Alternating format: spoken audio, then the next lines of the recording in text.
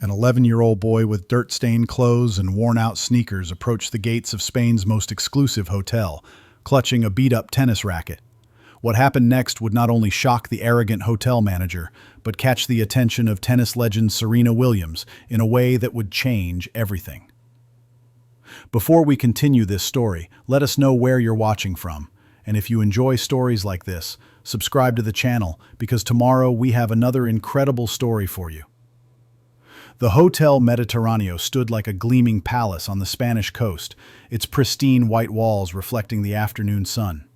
This wasn't just any hotel. It was where royalty stayed, where million-dollar business deals were closed over champagne, and where the world's elite came to escape reality. The tennis courts behind the hotel were legendary, hosting private matches between celebrities and professional players who valued their privacy above all else. Carlos Alcaraz wiped the sweat from his forehead as he stared through the ornate iron gates.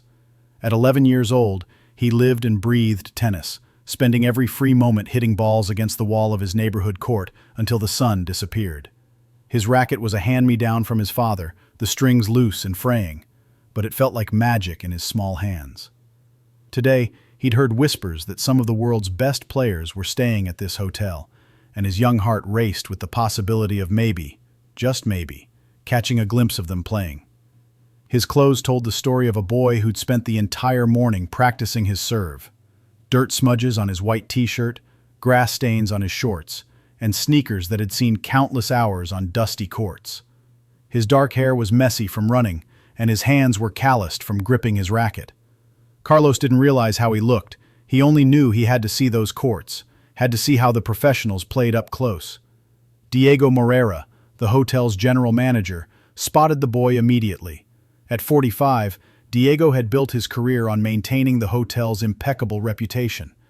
Every detail mattered, from the thread count of the sheets to the polish on the marble floors, and nothing, absolutely nothing, could compromise the exclusive atmosphere that wealthy guests paid thousands of dollars to experience. His eyes narrowed as he took in Carlos's appearance. Diego strode toward the gate with purposeful steps, his expensive suit immaculate, his expression stern. "Hey, you!" he called out in accented English, then switched to rapid Spanish. "¿Qué haces aquí? This is private property." Carlos looked up, his young face hopeful despite the harsh tone. "Disculpe, señor. I just wanted to see the tennis courts. I heard there might be professional players here." Diego's laugh was sharp and dismissive. "Professional players? Look at yourself, Niño. This hotel is for people with money, with class. Not for street children who can't even afford proper clothes." Carlos's cheeks flushed red, but his voice remained respectful. "I'm not asking to stay, senor. I just love tennis, and I thought maybe I could watch and learn." "Learn?" Diego scoffed, gesturing at Carlos's worn-out racket. "What could you possibly learn here? This isn't some public court where anyone can come and play. These courts cost more to maintain in a week than your family probably sees in a year." The words stung, but Carlos's passion burned brighter than his embarrassment. "Please, just 5 minutes. I won't bother anyone." Diego's expression grew colder. 5 minutes? Do you think this is a charity? These guests pay premium money to avoid exactly this, having to deal with children who don't understand their place in the world. A few hotel staff members had gathered nearby, watching the exchange with uncomfortable expressions. Carlos's grip tightened on his racket, but his voice never wavered. "I understand tennis, senor. That's all I want to understand." "Tennis?" Diego laughed again, louder this time, drawing the attention of guests walking through the lobby. "Boy, real tennis requires proper equipment, proper training, proper everything. What you do on whatever broken court you play on isn't tennis. It's just hitting a ball around." Carlos's eyes flashed with something Diego didn't recognize, the quiet confidence of natural talent. Unknown to both of them, Serena Williams had been watching from the lobby's floor-to-ceiling windows. She'd arrived at the hotel that morning for a few days of rest before a charity exhibition match in Madrid. At 41, She'd seen every type of tennis player, every level of dedication, but something about this young boy's persistence intrigued her. The way he held his racket, the passion in his voice, even as he was being humiliated, it reminded her of herself at that age. Carlos stepped back from the gate but didn't leave. Instead, he walked to a small patch of pavement beside the hotel's entrance and began hitting a tennis ball against the wall with controlled, precise strokes.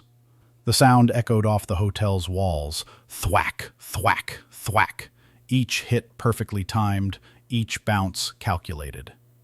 Diego watched with growing irritation, but something about the boy's form made him pause. The rhythm was mesmerizing. Carlos's footwork was instinctive, his swing smooth despite his age. He practiced serves against the wall, his form nearly flawless, the ball consistently hitting the same spot. Then he began working on his forehand and backhand, moving side to side with the fluid grace of someone who'd been born to play this sport. Guests walking by began to slow down, drawn by the display of raw talent. Diego found himself reluctantly impressed, but his pride wouldn't let him admit it. "Stop that noise immediately!" he shouted. "This is a place of tranquility, not some street performance." Carlos caught the ball and turned to face him, his chest rising and falling from exertion. "I'm sorry, senor, I was just practicing. I practice every day." "Every day?" Diego's voice dripped with sarcasm. "And where exactly do you practice? On some cracked concrete behind an apartment building?" Carlos nodded honestly. "Si, senor, behind the school, and sometimes at the public court when it's not busy. My papa says, if you love something enough, any court will do."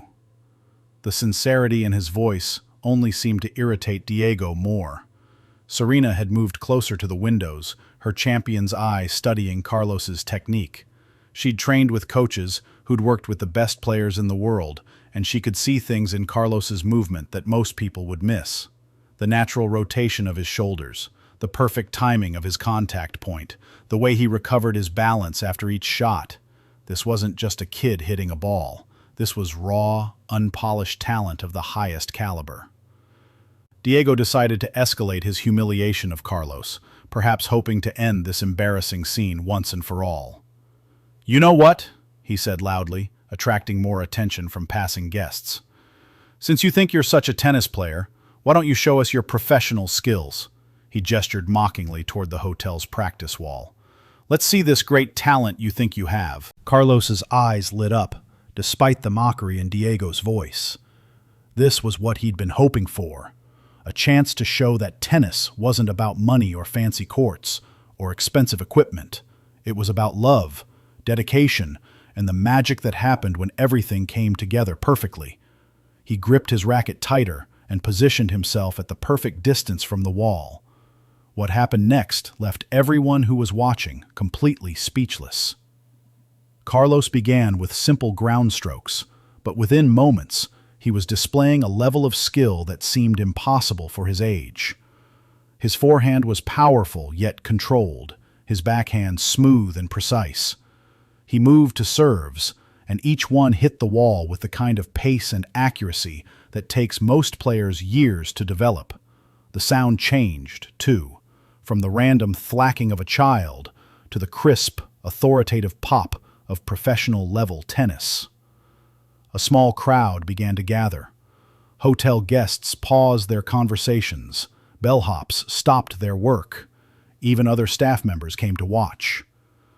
Carlos was completely absorbed in his practice, unaware of the growing audience.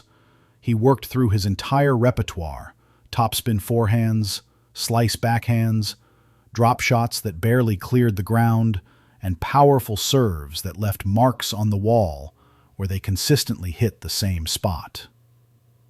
Diego's smug expression began to falter. This wasn't what he'd expected at all. The boy's technique was undeniably impressive, more polished than many of the resort guests who paid hundreds of dollars for private lessons. But Diego's pride was too wounded to admit he'd been wrong. "Tricks," he muttered to himself. "Just flashy tricks with no real substance." Serena couldn't stay silent any longer. She walked through the lobby doors and approached the growing crowd, her presence immediately recognized by several guests who began whispering excitedly.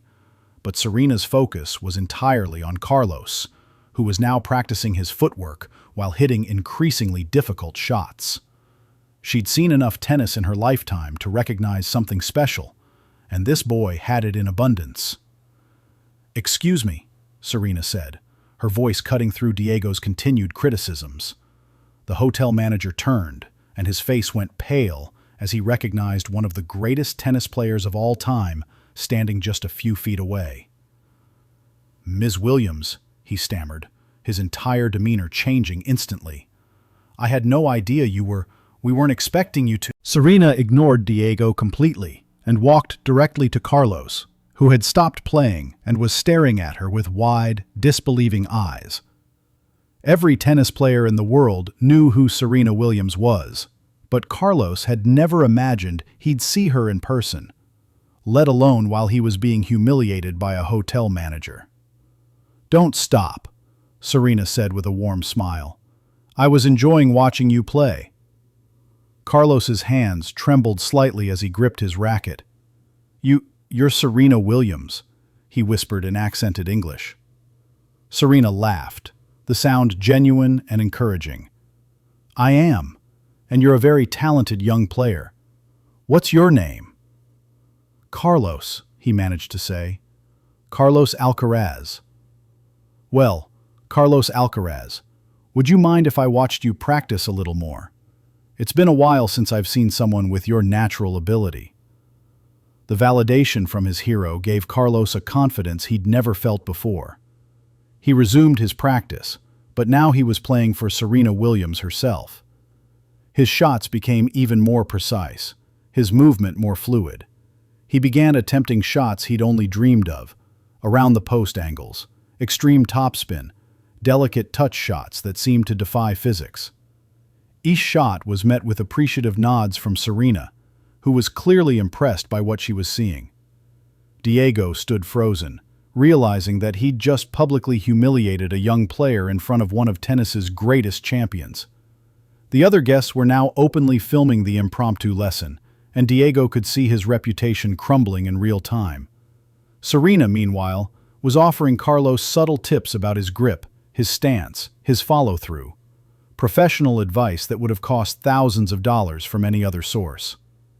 "Carlos," Serena said after watching him for several more minutes, "how long have you been playing?" "Since I was 4, Senora Williams. My father taught me. We don't have much money for lessons, so I watch videos and practice every day." Serena nodded, understanding completely. "The best players aren't made by money, Carlos. They're made by passion and dedication, and you have both." She turned to face Diego, who was now sweating despite the cool evening air. "This young man has more natural talent than most of the people I've played with on professional tours," she said, her voice carrying the authority of someone who'd won 23 Grand Slam titles. "And you tried to deny him even the chance to see a tennis court because of how he was dressed." Diego opened his mouth to defend himself, but Serena continued. "Some of the greatest players in history came from nothing. They practiced on broken courts with old equipment because they loved the game more than anything else in the world. This boy reminds me of those champions." Her words carried throughout the crowd, many of whom were now recording the interaction on their phones. Carlos looked between Serena and Diego, still hardly believing this was really happening. Serena placed a gentle hand on his shoulder. "Carlos, I want you to know that your dreams are valid, no matter what anyone tells you.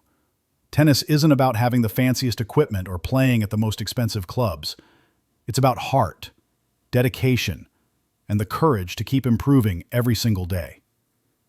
She reached into her bag and pulled out one of her own practice rackets, a professional model, worth more than Carlos's family would spend on equipment in years.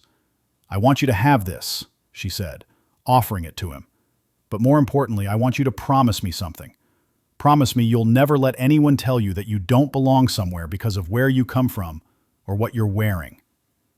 Carlos accepted the racket with trembling hands, tears welling up in his eyes. "I promise, Senora Williams. I promise I'll keep practicing, keep improving." Serena smiled, seeing in his eyes the same fire that had driven her to the top of professional tennis. I believe you will. And who knows? Maybe someday we'll play together at Wimbledon. The crowd erupted in applause, guests and staff alike moved by the interaction they'd witnessed. Diego stood alone at the edge of the group, the weight of his behavior settling heavily on his shoulders. He tried to crush a young boy's dreams, based on nothing more than appearance and assumption, and in doing so he'd revealed everything that was wrong with his own character. Serena turned to address the crowd, but her words were clearly meant for Diego as well. Tennis has given me everything. Not because I was born with advantages, but because I was willing to work harder than anyone else, and because people believed in me when I needed it most. This young man has that same potential, and he deserves the same chance to pursue his dreams. As the crowd began to disperse, Diego approached Carlos hesitantly. His face was red with shame, his earlier arrogance completely deflated. "Carlos," he said quietly, "I owe you an apology. I was wrong to judge you, wrong to treat you that way. You're welcome at this hotel any time, not because of who you might become, but because of who you are right now." Carlos, displaying a maturity beyond his years, nodded graciously. "Gracias, Señor Diego. But I don't need special treatment. I just needed a chance to show that tennis isn't about money or fancy clothes. It's about passion." Diego nodded, understanding that this 11-year-old boy had just taught him a lesson about character that he should have learned decades ago. Serena spent another hour with Carlos, teaching him advanced techniques and sharing stories about her own journey from Compton to Wimbledon. She gave him her contact information and promised to stay in touch to help guide his development as both a player and a person. For Carlos, it was a dream come true, not just meeting his hero, but being recognized and validated by her. Years later, as Carlos Alcaraz rose through the professional tennis ranks, winning tournaments and capturing the hearts of fans worldwide, he would often tell the story of that day at the Hotel Mediterraneo, not as a tale of humiliation overcome, but as a reminder that dreams are worth fighting for, that talent exists everywhere, and that sometimes the most important victories happen off the court. Diego, meanwhile, implemented new policies at his hotel, opening the tennis courts to local children for practice sessions, partnering with youth tennis programs, and personally ensuring that every young player who showed passion for the game was welcomed regardless of their background or appearance. The hotel became known not just for luxury, but for its commitment to nurturing young talent. The story spread far beyond that day, becoming a reminder that true champions aren't just defined by their victories in competition, but by how they lift others up, how they recognize potential in unexpected places, and how they use their platform to create opportunities for the next generation. In the end, tennis, like life, isn't about where you start or what you wear or how much money you have. It's about passion, dedication, and the courage to keep swinging for your dreams even when others tell you that you don't belong. Carlos Alcaraz proved that day that champions aren't born in exclusive clubs. They're forged in the hearts of those who refuse to give up. If you enjoyed this story about perseverance, recognition, and the power of believing in young dreams, we have many more inspiring tales to share. Click the screen to explore more stories about courage, mentorship, and the champions who changed the world, both on and off the court. Because sometimes the greatest victories happen when we choose to see potential instead of limitations.